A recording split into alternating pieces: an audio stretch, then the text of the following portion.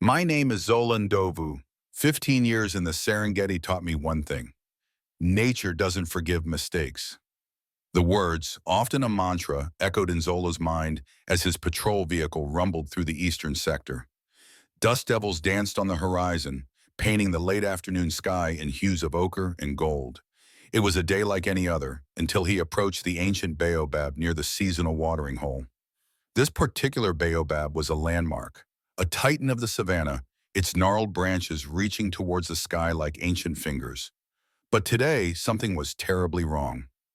Zola slowed the jeep, his keen ranger's eyes scanning the tree's immense base. A section of earth directly beneath it looked odd.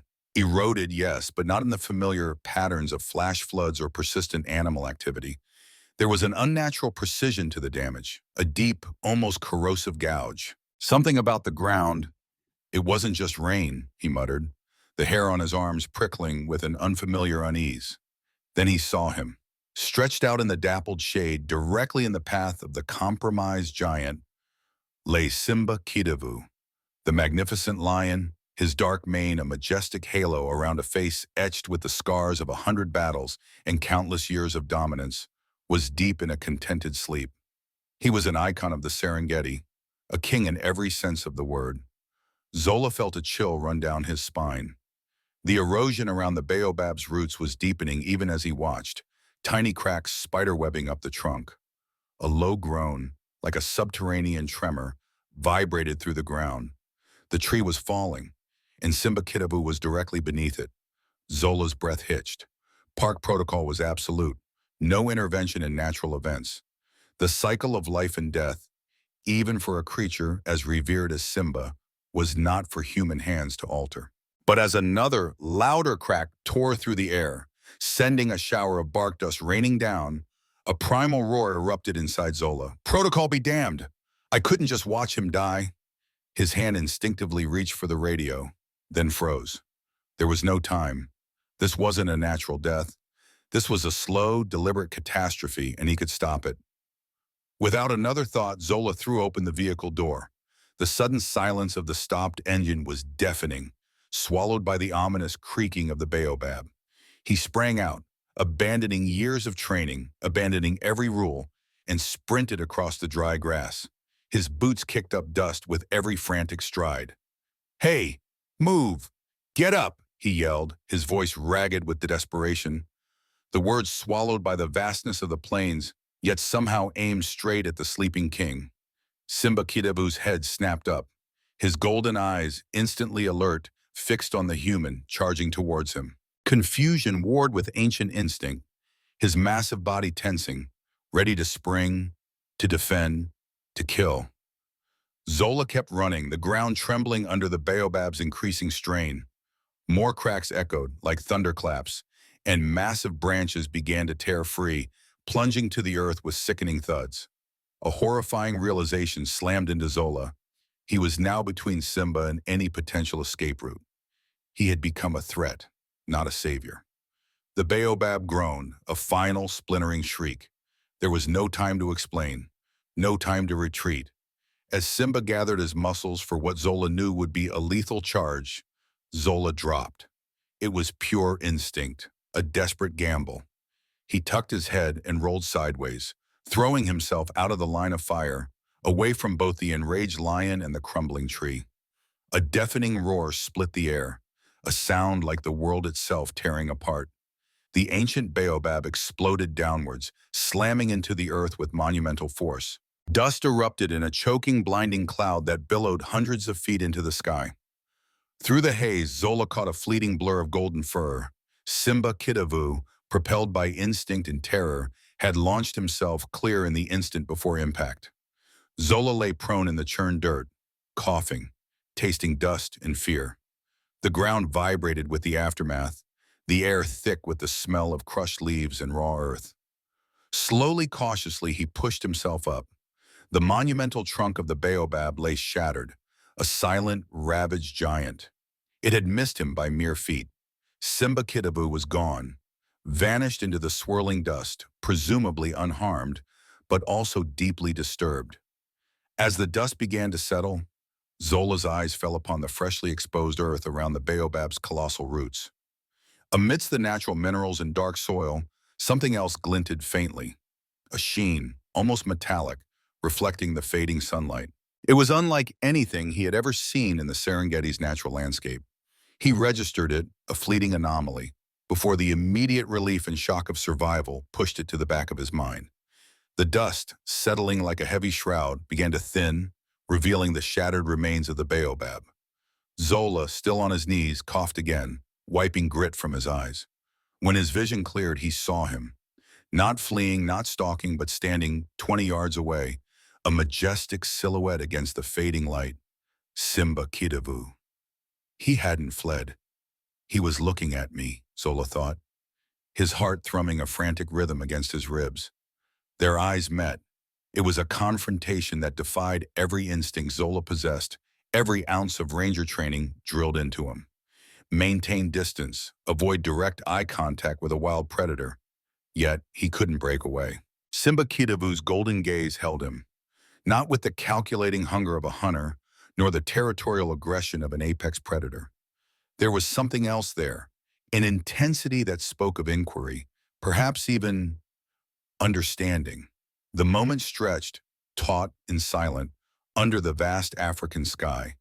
Then, to Zola's astonishment, the magnificent lion slowly lowered himself to the ground.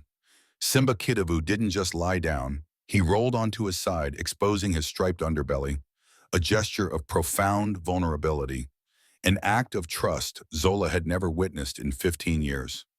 "This is impossible," Zola whispered, the words barely audible against the enormity of the collapsed tree behind him. His mind reeled, trying to process what his eyes were showing him.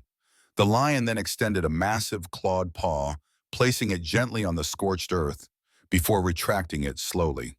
A truncated invitation, a tentative offer.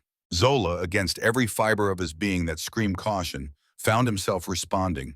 Instinct overriding training, compassion, overriding fear. He mirrored the gesture, extending his own hand, palm down, towards the lion, a human offering of peace. Simba Kidavu repeated the paw gesture, his golden eyes unwavering. Then a low, guttural sound rumbled in his chest, a soft chuffing, a non-threatening greeting.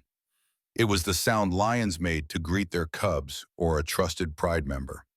He's trying to communicate, Zola realized, his mind struggling to grasp the implications of such an impossible interaction. A shiver, not of fear but of profound wonder, ran through him. Just then his radio crackled to life, a sudden intrusion into the surreal communion. "Ranger Ndovu, copy? Maintenance team is requesting your location for the Eastern Sector perimeter check." Simba Kidavu's ears flicked at the metallic voice, his head tilting slightly, but he didn't move, his gaze still fixed on Zola. As Zola reached for his radio, his eyes inadvertently swept across the mangled roots of the fallen baobab. Amidst the splintered wood and upturned soil, a glint caught his eye. It was the same unnatural shimmer he had dismissed earlier, but now, with the tree completely uprooted, the source was exposed. Carefully, discreetly, Zola reached into the tangle of roots. His fingers closed around something cold, smooth, and unmistakably artificial. It was a small, metallic, cylindrical device, about the size of his thumb, unlike anything found in nature. He felt a faint, almost imperceptible hum emanating from it. His heart pounded. The lion, the device, the baobab's inexplicable collapse. This was no ordinary natural disaster. He answered the radio, giving his coordinates, his voice betraying none of the internal turmoil. "Ranger Ndovu, location is 34.2537. Yamna 9, near the old watering hole. Baobab has fallen, causing some obstruction." He made the agonizing decision in that instant. He would report the tree's collapse, but he would omit the impossible encounter with Simba Kidavu, and he would certainly omit the strange, humming device now clutched in his palm. This would trigger reports and questions I couldn't answer, questions that would put not only me, but perhaps even Simba Kidavu in unimaginable danger. As he retreated towards his vehicle, slowly backing away, Simba Kidavu remained, watching him.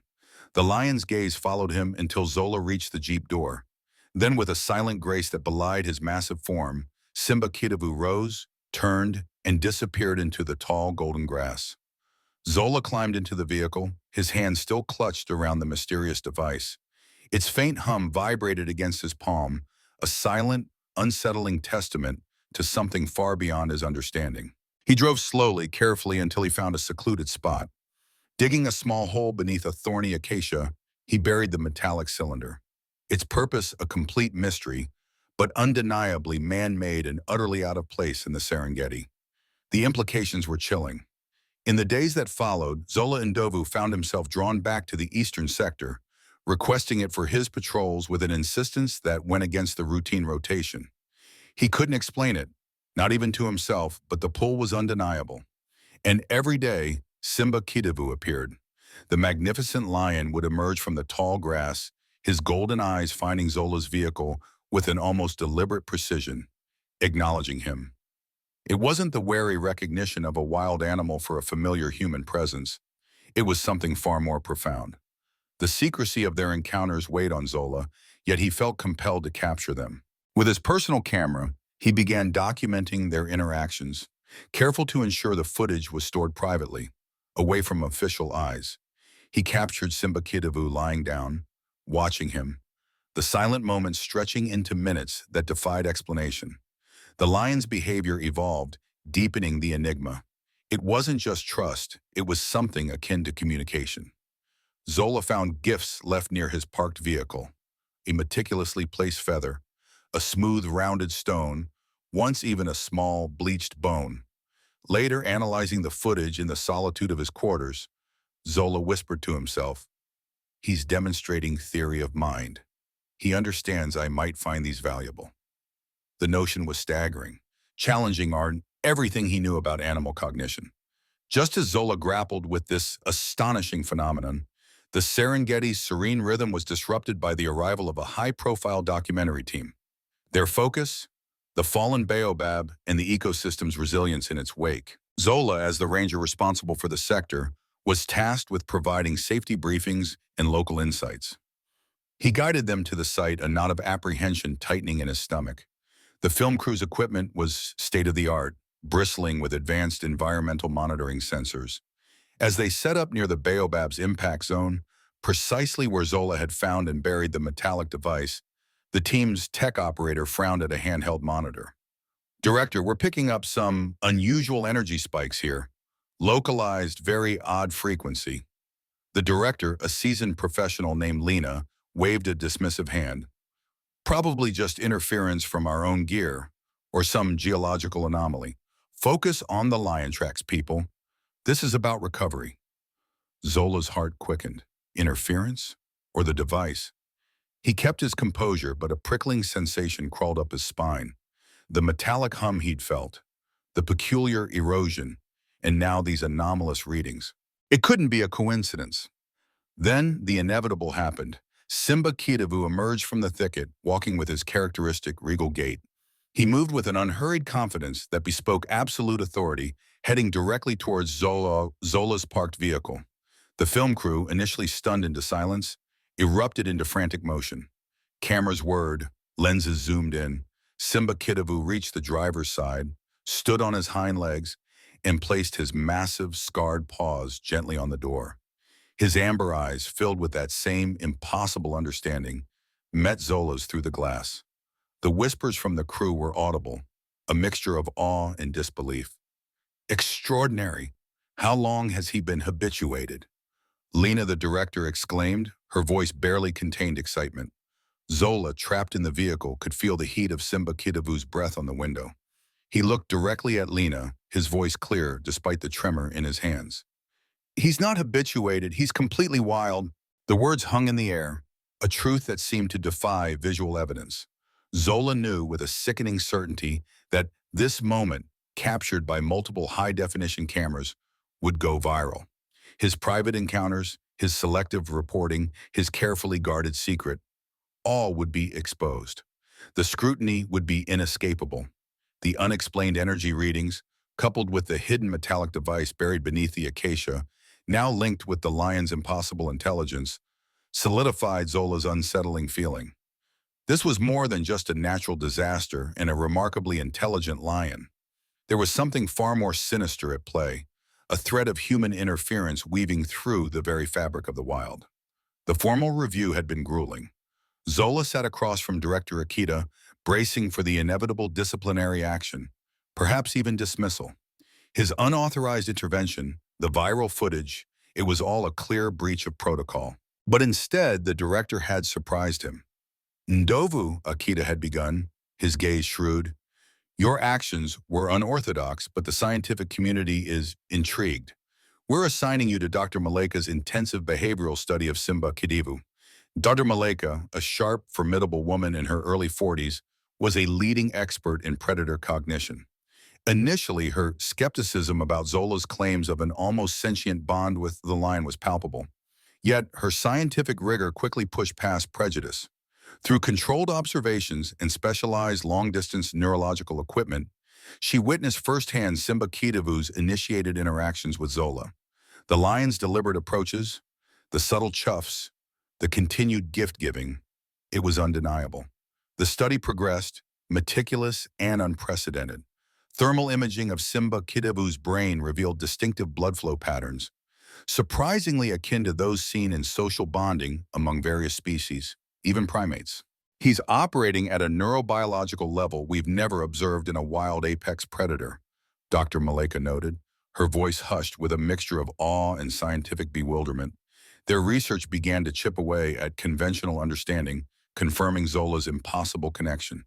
9 months into their groundbreaking study, the serene routine shattered. Simba Kidivu appeared at Zola's vehicle, not with his usual calm demeanor, but agitated, vocalizing with a series of distressed rumbles. He nudged Zola's arm, his head turning repeatedly towards a specific direction, clearly trying to lead him. Against every remaining shred of protocol, Zola made the extraordinary decision to follow.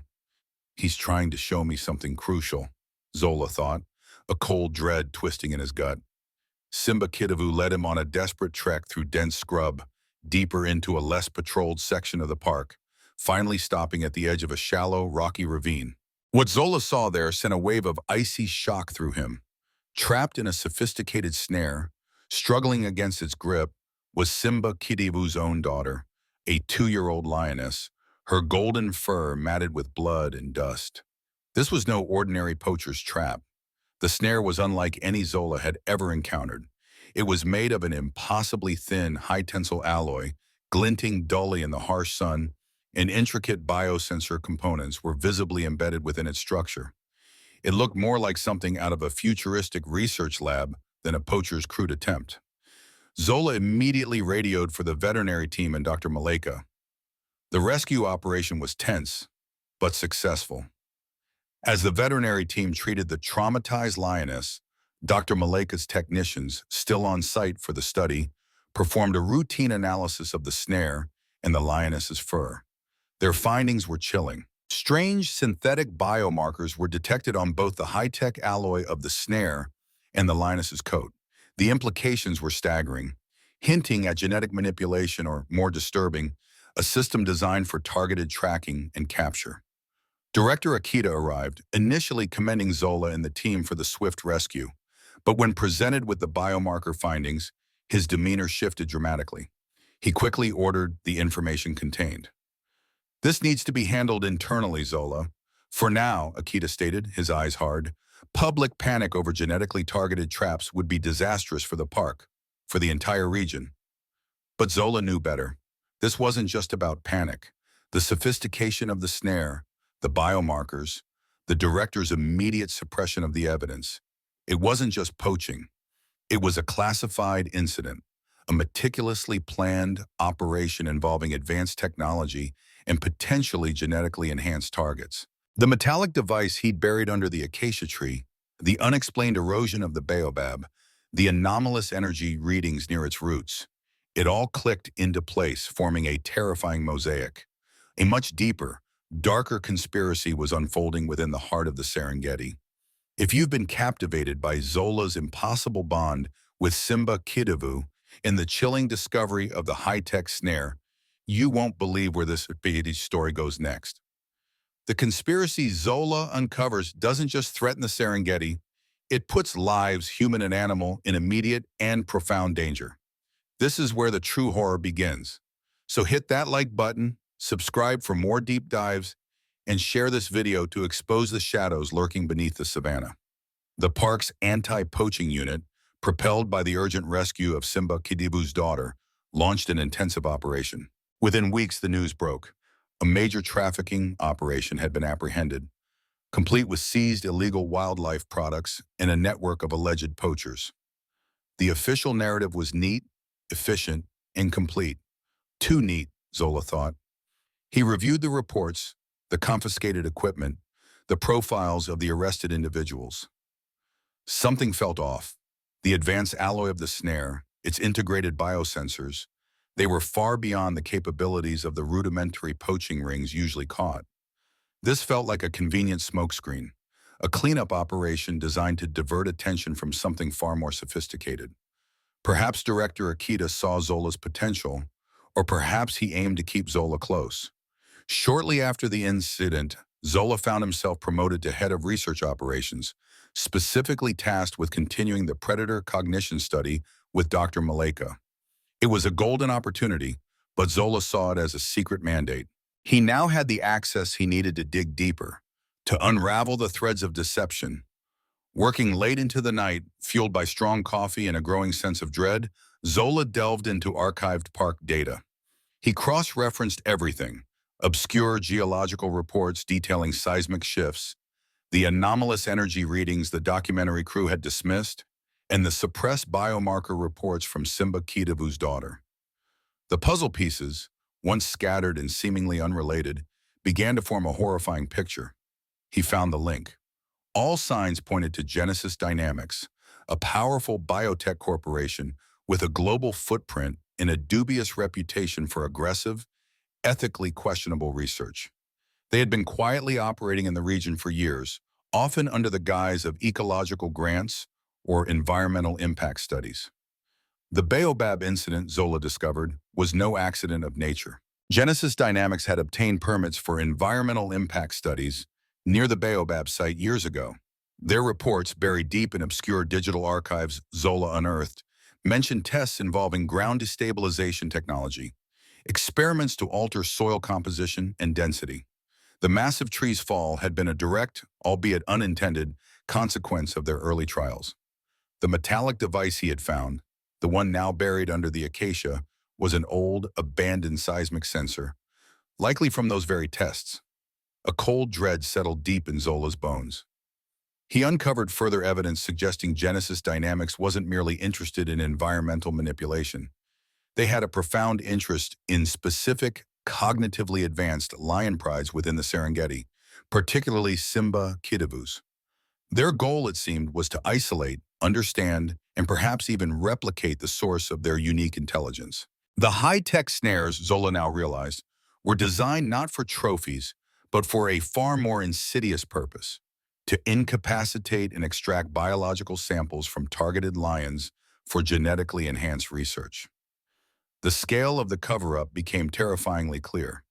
Zola understood that Director Akita, and likely others in higher positions, were not only aware, but actively complicit. Genesis Dynamics' immense influence, their substantial donations to conservation efforts, and the promise of scientific breakthroughs had silenced dissent. It's not just poaching, it's a corporate cover-up that goes to the top, Zola murmured to himself, the words tasting like ash. Zola faced an agonizing decision. To expose Genesis Dynamics would mean risking his career, his life, and potentially the entire delicate ecosystem of the park.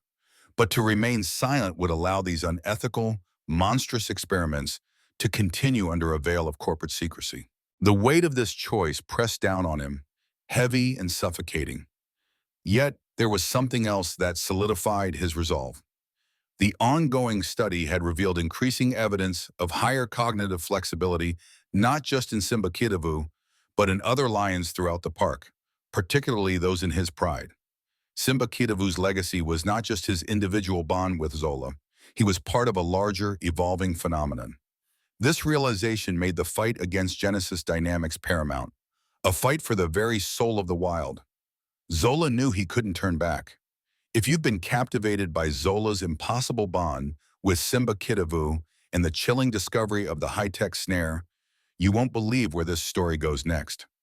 The conspiracy Zola uncovers doesn't just threaten the Serengeti, it puts lives, human and animal, in immediate and profound danger. This is where the true horror begins. So hit that like button, subscribe for more deep dives, and share this video to expose the shadows lurking beneath the savannah. Zola Ndovu, now firmly entrenched as head of predator cognition research, moved with a quiet, calculated determination. His studies into advanced cognitive behaviors in lions served as a perfect cover. Under the guise of scientific inquiry, he meticulously gathered more data on Genesis dynamics. Every anomalous energy reading, every suspicious permit application, every subtle shift in the park's fragile ecosystem was documented, cross-referenced, and filed away. He built his case with the patience of a predator stalking its prey. A major victory, subtly orchestrated by Zola and a few trusted colleagues, was the establishment of a controversial special conservation zone for Simba Kitavu's retirement. Publicly, it was presented as a humane gesture for an aging icon. Privately, Zola confided in Dr. Maleka and two other rangers. This was a deliberate tactic, a sanctuary created to shield Simba Kitavu from further corporate interference and exploitation. The king, unwittingly, was now under Zola's direct protection, but the shadows Genesis dynamics cast were long. Zola started receiving veiled threats, an anonymous note left on his desk, a near accident, on a remote track when his vehicle's brakes inexplicably failed, a chilling break-in at his research facility where nothing was stolen, yet all his encrypted drives had been accessed, their metadata subtly tampered with. They knew he was digging. The time for quiet accumulation was over. Zola decided to go public. He spent weeks assembling a watertight dossier of irrefutable evidence. The synthetic biomarker analyses from Simba Kitavu's daughter, damning satellite images of covert Genesis Dynamics labs operating just beyond park boundaries, leaked internal memos detailing their cognitive enhancement projects, and finally the metallic device he'd kept hidden for so long, now identified by Dr. Maleka's team as a high-frequency environmental manipulator sensor. At a global conservation summit, the atmosphere was electric with anticipation. Zola, his face etched with the weight of his mission, stood before a massive projection screen. His voice, steady and clear, resonated through the hall as he presented his findings. He systematically dismantled Genesis Dynamics' facade, exposing the vast corporate cover-up in their unethical experiments, particularly their pursuit of genetically enhanced wildlife for purposes unknown. The room descended into chaos as images of their hidden labs and the manipulated genetic sequences flashed across the screen. The revelation sent shockwaves across the globe. Media attention focused intensely on the unethical practices, the chilling threat to natural ecosystems, and the audacity of a corporation attempting to rewrite the very definition of wild. The public outcry was deafening. Days after the expose, Zola received a call. Simba Kitavu had passed away peacefully in his special conservation zone. He was 17, a long and fulfilling life for a wild lion. He lived to 17, a testament to his spirit. In our fight, Zola whispered, a tear tracing a path through the dust on his cheek. His legacy was now indelibly intertwined with the war Zola had unleashed. In the aftermath, Genesis Dynamics faced international legal action, their stock plummeting, their reputation in tatters. Some key agents were arrested, but Zola knew the unseen forces behind such a monolithic corporation remained powerful, their reach far from severed. Zola Ndovu, now a global figure in conservation, continued his work. He established a new kind of conservation philosophy, one that acknowledged the evolving complexity of threats. We cannot merely observe. We must engage, understand, and protect against new threats, he often told his growing team. He still patrolled Simba Kitavu's old territory. The physical threat from Genesis Dynamics had lessened, but the philosophical battle against those who sought to exploit nature for profit continued, an unseen war for the soul of the wild. Zola often found himself looking out at the vast, untamed plains. The true legacy, he mused, wasn't just about science or exposing corruption. It was about remembering how much remained unknown and how much was worth fighting for. He reflected on Simba Kitavu's amber eyes, the profound, impossible understanding he had seen there. The lion saw not just a rescuer, Zola now realized, but perhaps an ally in an ancient, ongoing struggle for the wild heart of Africa. A chilling discovery that now fueled his life's purpose. Zola Ndovu's extraordinary journey began with a single desperate act, saving Simba Kidevu from a falling baobab. The Serengeti doesn't forgive mistakes, he'd always believed, a lesson etched into his 15 years as a ranger. But what he discovered next transcended the wild's raw unforgiveness, revealing a far more insidious threat. Death, Zola knew, always lurked on the savannah, from predator, prey, or nature's unpredictable hand. Yet the chilling truth he uncovered was not born of instinct or storm, but of human ambition and corporate greed. His bond with Simba Kidevu, an unprecedented defiance of the wild, became a beacon leading him through a labyrinth of secrets. The ancient baobab, the hidden device, the high-tech snare, and the genetically enhanced biomarkers, each clue painted a darker picture of Genesis Dynamics' reach. Zola had witnessed truly extraordinary events, but none as profound as a wild lion guiding him to expose a global corporate cover-up. Though Simba Kidevu rests, his spirit lives on, a symbol in the unseen war for Africa's heart. Zola now stands at the forefront, understanding that the greatest threats to the wild sometimes wear suits, not fangs, a terrifying reality that fuels his every step forward. The fight for true conservation, for the very essence of nature, has only just begun. End. Words 200.